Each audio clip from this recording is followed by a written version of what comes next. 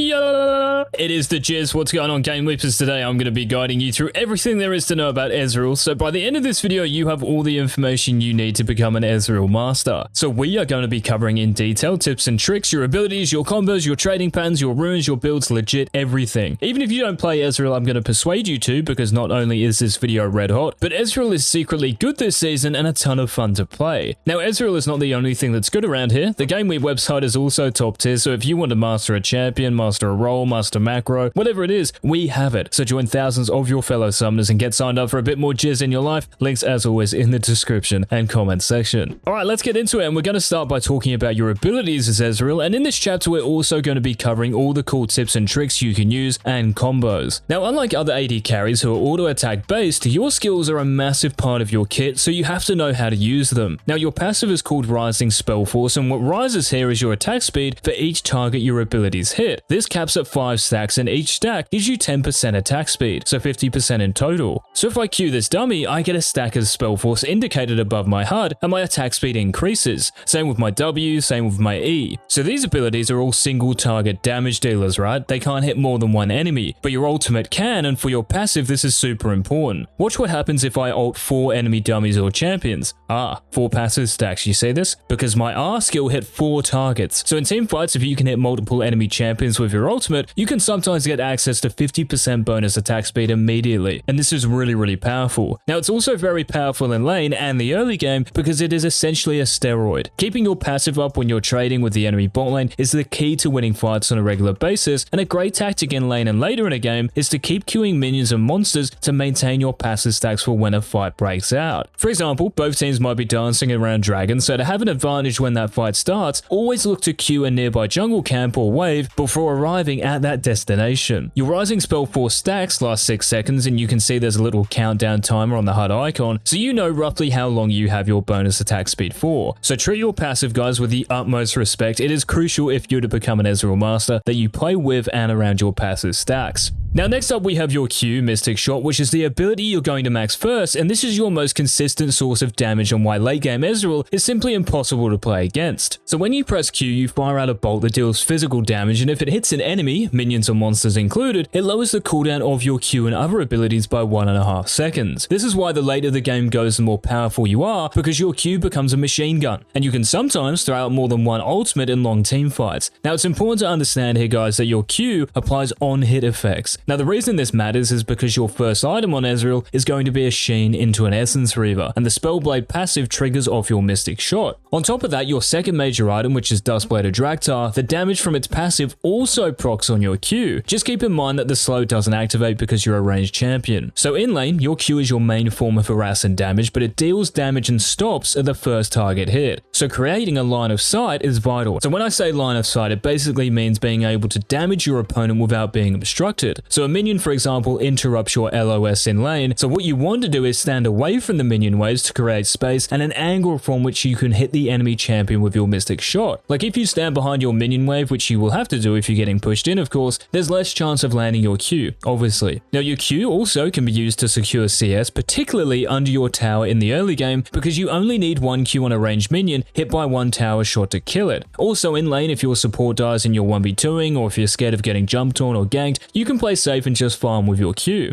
Keep in mind here as well that even if you do get engaged on, you will have a few passive stacks from hitting the CS with your Mystic Shot, so you might even be able to turn those fights around. Now you can also Q Flash, which can come in handy if you want to execute an enemy champion or catch them off guard. Or if you want to deal damage while escaping a sticky situation, you can just Q and flash backwards. Now your Mystic Shot is a very important ability guys, and make sure to get used to the range and speed at which it travels in a practice tool and turn off normal cast. So next up we have your W, and Essence Flux is a very underrated ability on EZREAL, and though you want to max this last, knowing how to use it really separates the best EZREAL players from the rest, so listen up. So your W has the same range as your Q, but travels a lot slower as you can see. So it's best to use this on enemy champions moving in a straight line, or if they're CC'd. You want to be throwing out high percentage Ws, not low percentage ones. So yeah, when you press W, you fire an orb in the target direction that attaches to champions, turrets, and epic monsters like Dragon, Rift Herald, and Baron. Now this orb can be detonated to deal magic damage in 4 different ways. So by auto attacking, just a simple W auto. By Qing, a simple W Q, and this deals a little more damage than the W auto combo, and it restores mana as you can see. So this is more optimal. Also, the same way you can Q flash, you can also W flash, so if you wanted to quickly kill a lockdown enemy champion, you can W flash Q, but this will be pretty rare, though it's still good to have in your locker. Now the third way is with your E, and this is the most reliable way of proccing your orb's damage because your E's attack prioritizes the target hit by your W, so you W and then E within range of that target like this. Now it's important to note here guys that when there are multiple enemies nearby, like in a team fight or if you're fighting in a minion wave, you must E after your W lands. You cannot E as it's traveling because it won't detonate the orb. See? It will hit the nearest target instead. And the final way is via your ultimate, of course, and this should only be used against champions that are rooted or stunned or snared because you don't want to waste your ultimate on a target that can dodge it. So W and then R immediately so that CC champion has no chance of evading it. So the two most common uses of your W is with your Q and with your E. Just remember that your E has a long cooldown early on, so only pull this off when you are safe. For example, you might be under your tower or it's just the enemy AD carrying lane against you and your support. Now speaking of your E, the Arcane Shift, you want to max this second, and this is a very important ability because without proper use of it, you are simply going to die more and miss out on more kills. So your E is your gap closer, it is your escape, and you have to use this wisely, especially in the early game. It costs 90 mana, which is a quarter of your mana bar, and is on a 28-second cooldown. That's a big window of time for the enemy to try punish you, so take it easy when it is on CD. So when you press E guys, you blink towards your cursor and fire out an attack that damages the closest enemy unless a target you W'd is in that proximity as we just talked about. Now what's also cool about your E is that it will hit champions in stealth. So Akali and her Shroud, Kha'Zix with his ultimate, Shaco and his Q, and when you hit them it'll outline their shadow momentarily. Very useful to know. So in lane we talked about the WE combo where you can also use your E to jump on an enemy champion or to dodge that all important Blitzcrank hook or Thresh hook. So if you have 5 passive stacks and you want to fight, you can always E in range of that enemy champion and unleash. Just yeah, be careful of the fight turning around because you no longer have your escape. Or if the enemy support is posing a threat in lane like a Thresh or a Morgana, hold onto that E until they throw out that hook or binding, whatever the skill shot is. Now another cool trick is that you can use your E with flash. So as soon as you press E, press your flash hotkey and you can extend that range. This is ideal for chasing enemies or for creating space for your Q. Now another must-know trick is that you can buffer your abilities as you cast your E. So you can press E then Q immediately to reduce the time between animations. Now in terms of E spots, you can E over any structure or terrain when your E's radius covers at least half of that terrain. So with this bot lane wall for example, my E circle doesn't go past the halfway point in the wall, so I headbutt it. But if I move further down, can you see how this circle is now over the halfway mark? So I end up on the other side. This is also very important to know because yeah, you never want to tilt your teammates by doing this in front of them. So knowing how to use your Arcane Shift guys is high on the priority list, but knowing when to use it is even higher.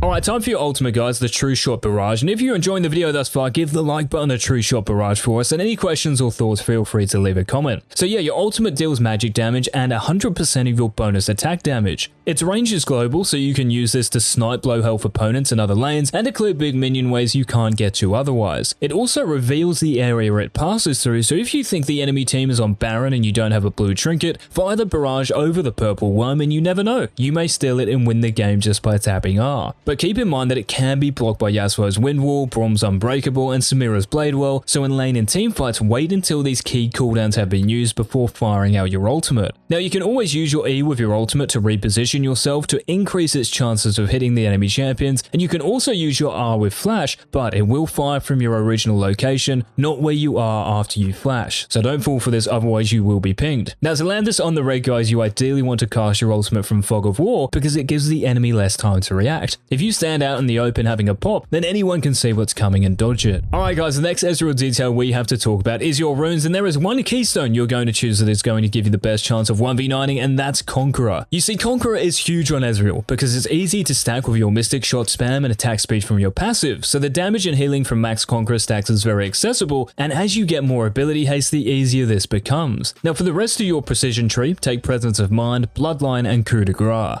Presence of Mind is an obvious choice because mana sustain is hella important in the laning phase, so this allows us to throw out more spells, especially with a Doran's Blade start and no Tear of the Goddess in our build, which we're about to get into. Now Bloodline is the go-to third option because it gives us sustain through its lifesteal in lane and in fights, and we don't really need the attack speed from Alacrity because we already have our passive. And finally, Coup de Grace is the optimal choice just because every champion in Season 11 is squishy and tanks are a rare commodity, so there's no need for cut down. Now for your secondary tree, you have two options here. If you're against a poke-based scaling bot lane, let's say a Sivir and Seraphine, take inspiration with magical footwear and biscuit delivery, and the reason is this. A lane like this is a lot safer to play in than let's say a Leona Samira lane, so you can afford to be greedy. Saving 300 gold for boots accelerates your scaling and the biscuits are there for your health and mana sustain. Now if you do run into a Leona Samira or Thresh Lucian, then take sorcery with mana flow band and transcendence. This gives you a bit more power in the laning phase than the inspiration option. Mana flow is very useful indeed because with presence of mind, there is no need to buy a tier to address your mana issues, and transcendence keeps you relevant, and the cooldown refund on kills and assists after level 11 is big in those mid to late game teamfights. For your minor runes guides, attack speed, adaptive force, and armor or magic resist depending on the enemy AD carry or AP carry. Now the last chapter of the guide, guys, is the all-important build section, and before we get into the items you have to buy, it is the Jizz's last friendly reminder to take advantage of the 50% sale on the GameLeap website so you can achieve your rank goals in Season 11. If you want to impress your Valentine, your Rents, your ego, yourself, then get signed up like thousands of others and relish the exclusive content we have to offer. Links down below. Alright, so your build on EZREAL has changed recently, and it is no doubt subject to change during the course of this wacky season, but as of right now, there is one build that is by far the best, and we've already mentioned a couple of the items. So start with a Doran's Blade, guys, and a health potion of course, and your first buy should always include a Sheen, which you are then going to build into an Essence Reaver. You see, when Riot changed Essence Reaver in 11.2 to restore mana based on your damage output rather than your max mana, it became viable on EZREAL again. Now what's great is that it gives you enough mana restoration to not go tier, which is huge because you don't have to wait to be relevant. As soon as you complete ER, you're strong, meaning you're way less of a pushover for popular AD carries like Jhin and Vayne. Not to mention the 20 ability haste is also an amazing stat and one of the most important on EZREAL because it allows you to spam your abilities. Now for your boots, you want boost lucidity because they are only 900 gold, and you guessed it, give us ability haste, so after one major item in just boots, we are already at 40 haste. Now to take the haste a step further, your next item is your mythic Dustblade of Draktar, and you get 20 haste from this too, and its mythic passive gives you 5 ability haste for each legendary item, so you'll have 25 in total from Dustblade right off the bat because you will have an Essence Reaver in your inventory. Now this gives you 65 after 2 major items and boots, which is almost 40% CDR. Now Dustblade is better than Divine Sunderer at the moment because you deal more damage to non-tanks, and most if not all the champions you are playing against in this meta are assassins or squishies, so you shred their HP. Also, the mythic ability haste passive is more useful than the armor and magic penetration from Sunderer, and the super balanced invisibility you get gives you more survivability in fights, and time to reposition to land your abilities. Now your next major item should most of the time be Ravenous Hydra, and there are 4 reasons why. The damage of course, the 25 ability haste which gives you 90 in total at this point, so almost 50% CDR, the AoE on your autos and abilities, and the Omnivamp which heals you off all your damage and synergizes great with Conqueror's Healing and Bloodline. Now for your last 2 items guys, it's a real toss up and depends on what you need to take down and survive against the enemy team, so I'm going to give you 6 options. If the enemy team is stacking armor, then buy Serilda's Grudge. The armor pen, the damage, the ability haste, and the slow apply to your abilities is super useful for kiting and chasing in the late game. To be honest, you could build this as your 5th item in every game and it would pop off. Now if the enemy team has a bunch of attack damage champions, then you can buy either Guardian's Angel or a Death's Dance. If the enemy team has a Zed or a Kha'Zix for example, GA is a great cuck and also builds out a stopwatch which can come up clutch in teamfights. But if they have more sustained damage with an Aurelia or Wukong, then take Death's Dance. Now another option you have is Maw of Malmortius, which is an obvious choice if the enemy team has a lot of bursty AP damage with an Arcalia or Evelynn for example. You could also opt for a Sylvanmere Dawn for the inbuilt QSS, which would be great against heavy CC comps, or a Zed as well because you can counter his death mark. And the last option you have guys is the Chempunk Chainsword if the enemy team has a ton of healing, and trust me they will because it's season 11. And if they have too much healing, let's say they have a Soraka, Aatrox, Vladimir, you can always buy an early Executioners for 800 gold or get the Chainsword before your Ravenous Hydra. Guys, any questions about the guide and the details we've been through, leave a comment down below. Take all of these tips into your games and I guarantee you will climb on the Prodigal Explorer. Remember to hit that sub button and turn on all noties so you don't miss tomorrow's video. Before you go, this has been Coach X.